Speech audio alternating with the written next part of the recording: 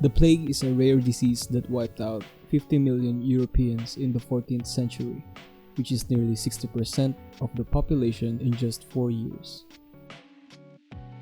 Originally from Asia, the plague moved through the Middle East, North Africa, and eventually Europe.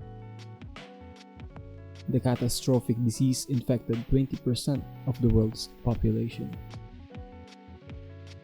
Yersinia pestis, a bacteria naturally present in rodents, causes the plague. You might become diagnosed with the plague through a flea bite.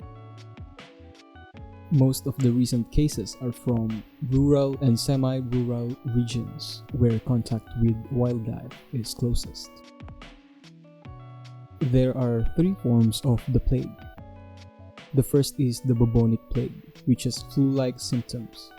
Here, bacteria from a flea advances to the lymph nodes, which might swell up to the size of a chicken egg.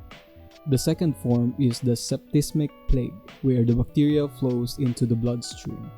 Symptoms include chills, fever, weakness, and abdominal pain. It also causes dead skin tissues at the tip of the nose, fingers, and toes. The third form is the Pneumonic Plague, where the bacteria spreads out entirely throughout the lungs. The Pneumonic Plague is the deadliest among the 3, as it can be quickly passed through infectious discharge or saliva while coughing. The bacteria can stay in the air for up to an hour. Symptoms include cough, chest pain, and shortness of breath, which often lead to respiratory failure. In the aftermath of the plague, societies and economies were forced to adapt to prevent the repetition of such a disastrous epidemic. This was a big help to study both the mutations and immunities to prevent the disease. This also gave way for us to formulate antibiotics.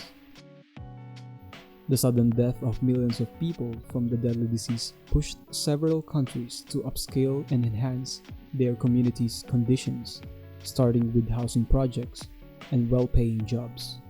It even taught us to pay farmers and workers properly to prevent food shortages.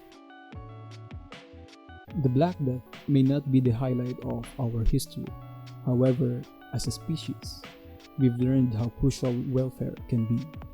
It proved to be a pivotal point in our evolution where the results of centuries of indifference cannot be ignored.